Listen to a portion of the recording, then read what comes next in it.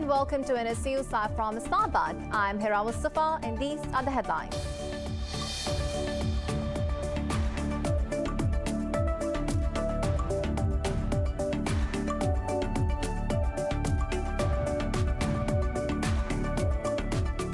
The U.S. has conducted airstrikes on eastern Syria against facilities belonging to Iran-backed militia.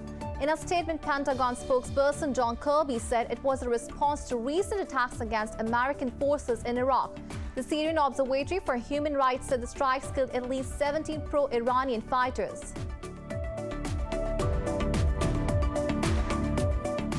Pakistan says India has failed in its design to add Pakistan to the blacklist of the Financial Action Task Force. In a statement, Foreign Minister Shah Mahmood Qureshi said Islamabad successfully addressed 24 out of 27 points. He said Pakistan will make maximum effort to address the remaining points.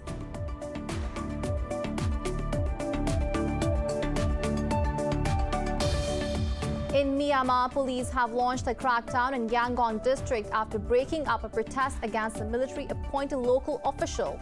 But demonstrators are gathering again in Tamway to protest against the February 1st coup. Meanwhile, the World Bank says it has halted payments to projects in Myanmar.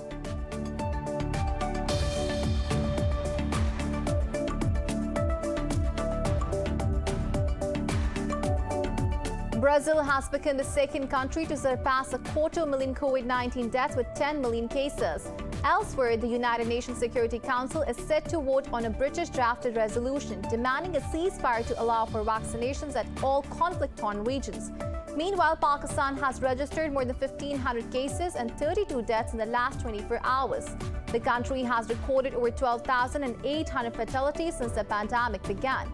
Globally, the virus has claimed 2.5 million lives and infected more than 112 million people.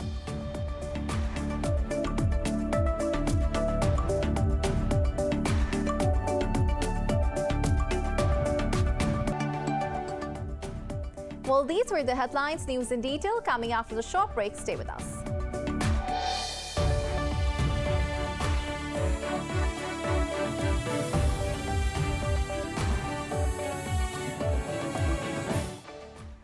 Welcome back. Now the news in detail. The U.S. has conducted airstrikes on eastern Syria against facilities belonging to Iran-backed militia. The Syrian Observatory for Human Rights said the strikes killed at least 70 pro-Iranian fighters. In a statement, Pentagon spokesperson John Kirby said the U.S. responded to recent attacks against American forces in Iraq. Kirby said the strikes destroyed multiple militia facilities at a border control point. He added the action was aimed at conveying a message that U.S. President will act to protect American personnel overseas. The spokesperson said at the same time the U.S. deliberately acted in a manner to de-escalate the overall situation in Syria and Iraq. The Saudi-led coalition in Yemen has made gains against the Houthi rebels in the northern Juf province.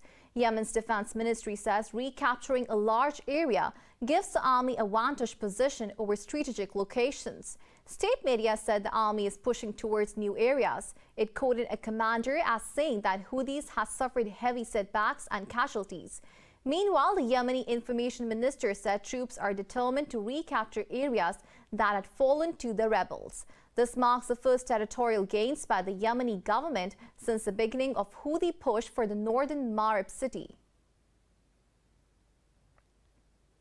Pakistan says India has failed in its designs to add Pakistan to the blacklist of the Financial Action Task Force. In a statement, Foreign Minister Shah Mahmood Qureshi said Pakistan successfully addressed 24 out of 27 points. He said Islamabad will make maximum effort to address the remaining points of the watchdog. The Foreign Minister said Pakistan is serious about taking action against money laundering and terror financing. The UN has welcomed a ceasefire agreement signed between Pakistan and India along the line of control near Kashmir. In a statement, a spokesperson for UN Secretary General said the agreement is an opportunity for further dialogue. President of the UN General Assembly, Volkan Bozkır, also welcomed the agreement. Bozkır said the deal set an example for others and demonstrated the General Assembly's value. Earlier, the U.S. hailed the ceasefire as a positive step. It said peace and stability in South Asia are in the shared interest of both countries. White House Press Secretary Jen Psaki urged both sides to keep building upon the progress. Pakistan's Foreign Minister Shah Mahmood Qureshi says peace in Afghanistan is indispensable for the region. He held a meeting with the Afghan President's Special Representative Umar Daudsai in Islamabad. Qureshi said Pakistan wants a political solution to the Afghan issue through comprehensive dialogue. He said Pakistan will continue to play a conciliatory role for peace in the war-torn country. The foreign minister added incidents of violence inside Afghanistan are meant to undermine the peace process. The special representative thanked Pakistan for its positive role in the peace process. In Myanmar, police have launched a crackdown in Yangon district after breaking up a protest against the military-appointed local official. But demonstrators are gathering again in Tamwi to protest against the February 1st coup. In Yangon, women gathered to offer prayers for the safety and release of Aung San Suu Kyi and other detainees. The observance took place in front of Suu Kyi's house. Meanwhile, the World Bank says it has halted payments to projects in Myanmar. In a letter to Myanmar's finance ministry, the bank said it may also seek a refund of funds that it deems are not required at this time. Last year, the bank approved over $350 million in loans and grants to Myanmar to aid the country's pandemic efforts. Brazil has become the second country to surpass 250,000 COVID-19 deaths with 10 million cases. Elsewhere, the UN Security Council is set to vote on a British-drafted resolution. It demands a ceasefire to allow for vaccinations in all conflict-torn regions. Globally, the virus has claimed 2.5 million lives and infected more than 112 million people. Details in the following report.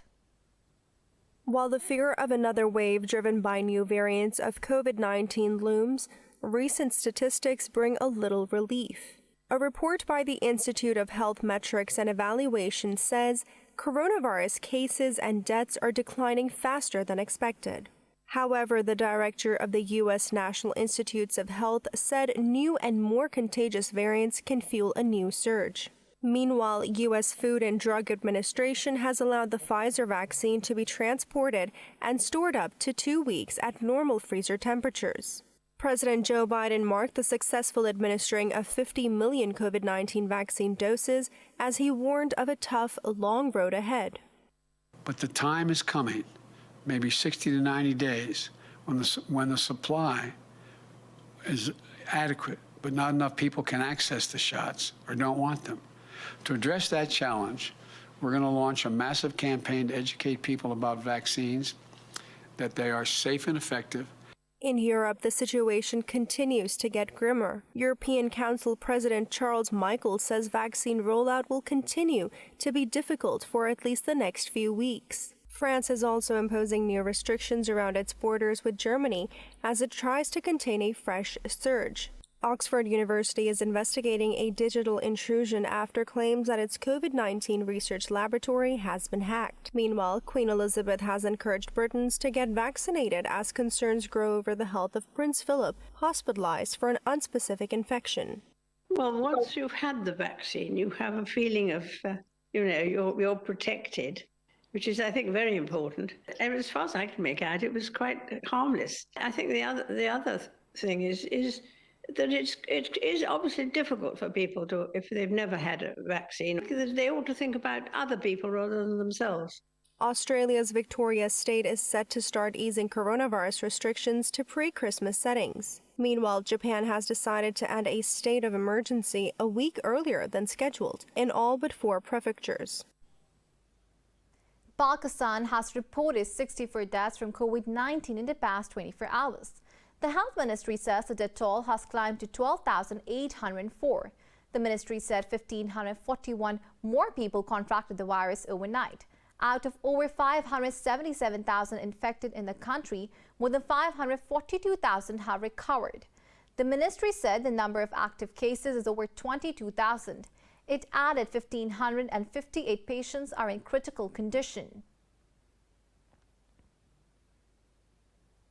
The U.S. says it will work for a strong and transparent bilateral partnership with Saudi Arabia. This comes after President Joe Biden held a telephonic conversation with Saudi King Salman. In a statement, the White House said Biden and Salman discussed regional security and other issues. It added that the leaders affirmed the historic nature of the relationship. Saudi state media said King Salman congratulated Biden on his election victory. It said the two reviewed destabilizing Iranian activities and U.S. commitment to defend Saudi Arabia against such threats. Biden and Salman also discussed joint efforts to bolster Saudi defenses on cooperation in ending the war in Yemen. Libya's Prime Minister-designate has proposed a technocrat government till the December 24th elections. In a press briefing, Abdul Hamid Dibeibe said the governing plan will include technocrats representing the whole Libyan spectrum. Dibeibe said he has attempted a fair distribution of posts between the west, east and south of the country. The new interim government is intended to replace Libya's two rival administrations and oversee the run-up to national elections. Qatar has pledged $60 million to build a natural gas pipeline from Israel into the Gaza Strip. In a statement, Doha's foreign ministry said the pipeline will end the energy crisis crippling the Gaza economy. According to the plan, natural gas from a deep water field in the Mediterranean will flow through an existing pipeline into Israel, and from there it will flow into Gaza through a proposed new extension. The European Union has said it will fund the Gaza side of the pipeline. Palestinian Prime Minister Mohammed Shataya has welcomed the project. The U.S. has condemned Venezuela's decision to expel the head of the European Union delegation.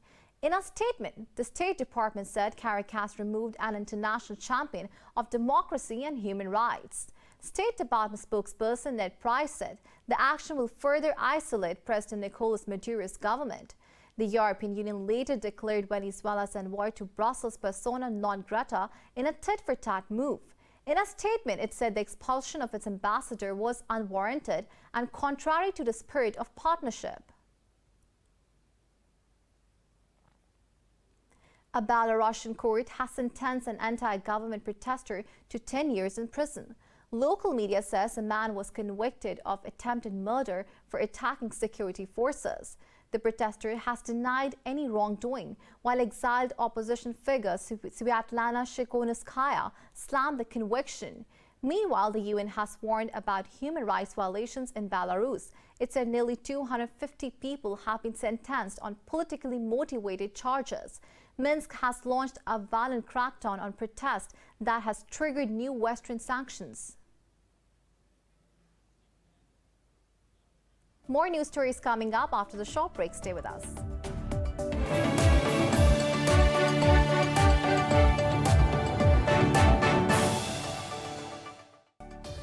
Welcome back. A young girl flying to Los Angeles received an appetizing birthday surprise when a flight attendant offered her birthday cake mid-air. The special upgrade to Sophia's in-flight meal was served with a round of applause from her fellow passengers. The flight attendants even went so far as to embellish the cake with sticks to replace candles, which are banned on flights. Sophia's parents thanked Spirit Airlines for the hospitality on social media, saying the gesture made it a wonderful day.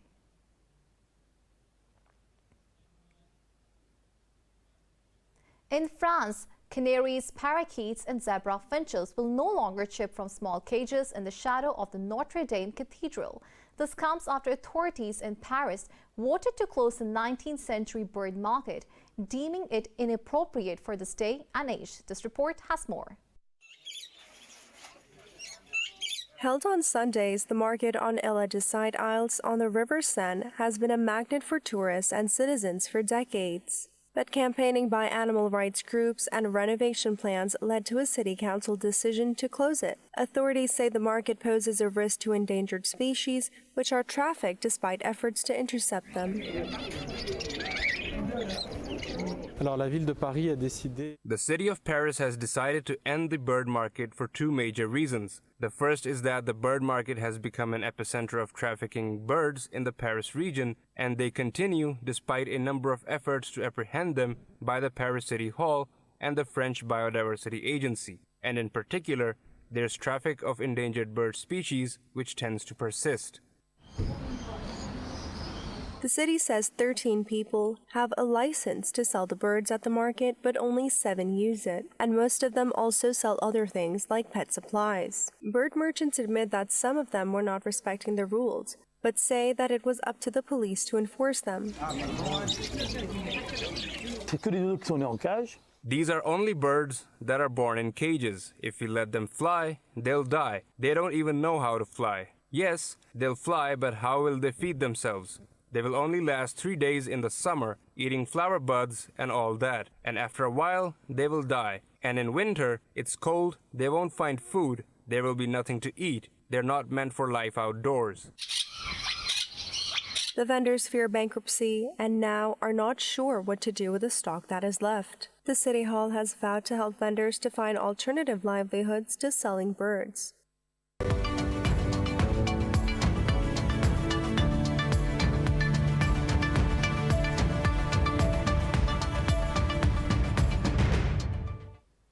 Stocks in Asia Pacific have nosedived, following an overnight drop on Wall Street as a rapid rise in bond yields rattled investor sentiment.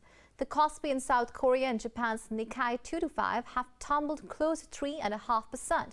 Hong Kong's Hang Seng Index has dipped over 3% as well. Mainland Chinese bourses and the ASX 200 in Australia have also shed over 2%.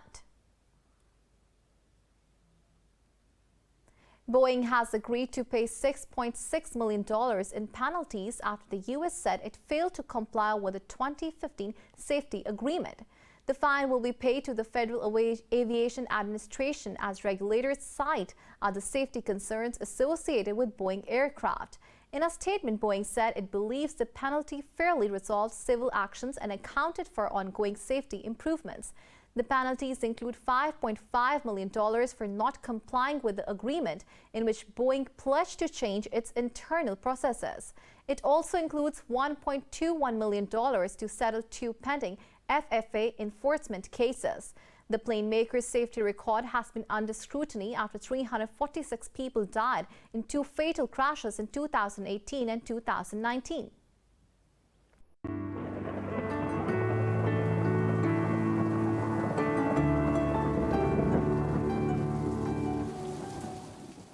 Now it's time to have a look at the weather update across the globe.